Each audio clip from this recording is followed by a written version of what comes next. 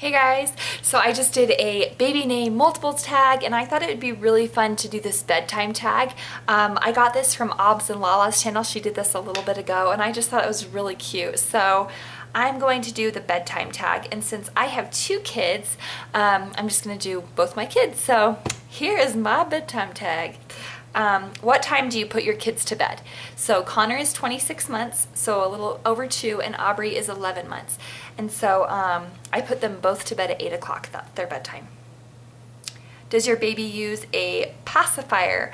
Connor's 26 months old. He has not used a pacifier since he turned 1, and Aubrey does, but only for nap time and nighttime because she's 11 months. So pretty soon she's not going to be using one, but for right now she uses one for both nap time and nighttime. So yes, one of my kids does.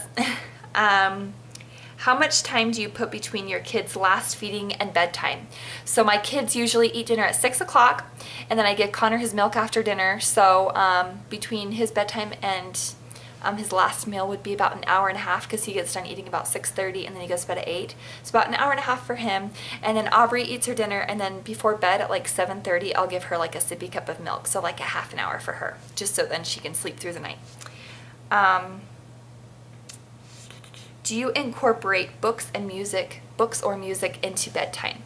I don't really incorporate books into bedtime just because I usually read to my kids like first thing in the morning and throughout the day and stuff. I'll read to Connor, but I don't really incorporate it with bedtime. But I do incorporate music.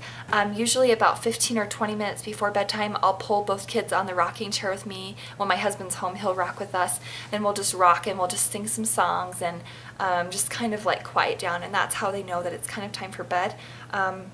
And I'll usually put Aubrey in bed at 8, and then sometimes I'll just continue rocking with Connor for like 15 minutes and snuggling with him, and he loves music and he loves singing before bed. That's kind of how I wind him down. So I definitely incorporate music. Do your kids sleep through the night? Yes, they both sleep through the night.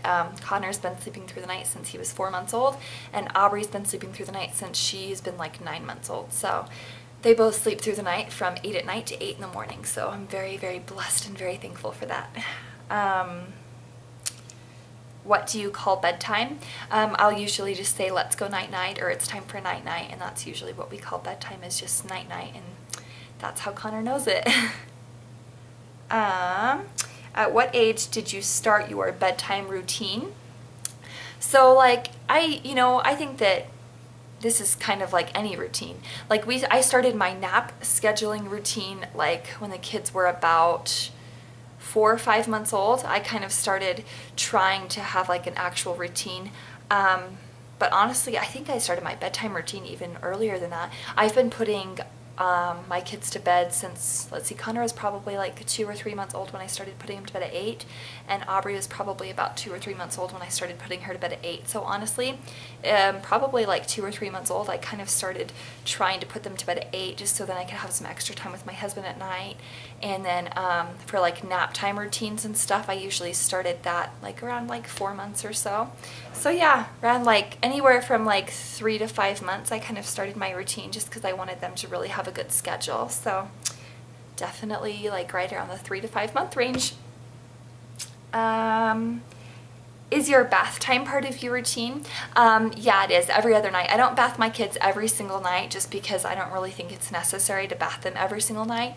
But I do bath them every other night, and then on the every other night mark, then I do incorporate that into bedtime. Usually I'll bath them like right around like between 7 and 7:15, something like that, and just give Connor a little bit of extra time to play, and then get his nighttime diaper on and get his pajamas on and brush his teeth, and then kind of wind down and sing to him. So yeah, every other night we do a bath, and that is definitely part of our routine for those nights. What is your nap routine? So let's see, Aubrey, she's my 11-month-old. She will take 2 naps a day, and Connor, my 26-month-old, only takes 1 nap a day. So Aubrey takes a nap from 10:30 to 11, just like a really quick short cat nap in the morning, and then both of my kids take a 2-hour nap in the afternoon at the same time from 2 to 4. So that's really nice that I can have that time to myself, and both of them are asleep during that time. What other methods have you tried? I guess this is just like sleeping methods. I haven't really tried very many because both my kids were really good. I don't care for the cry it out method. I don't really believe in that. I don't think that you should let your kids cry it out. I think it's just really mean. And personally, I couldn't do it. I think there's a difference between like fussing it out and crying it out. I think that like if they're just kind of fussy, and if they just kind of are just like rubbing their eyes and they're just like whining, kind of like just whiny a little bit, I let, you know, sometimes I'll just let Aubrey just like whine for a second and just kind of get tired.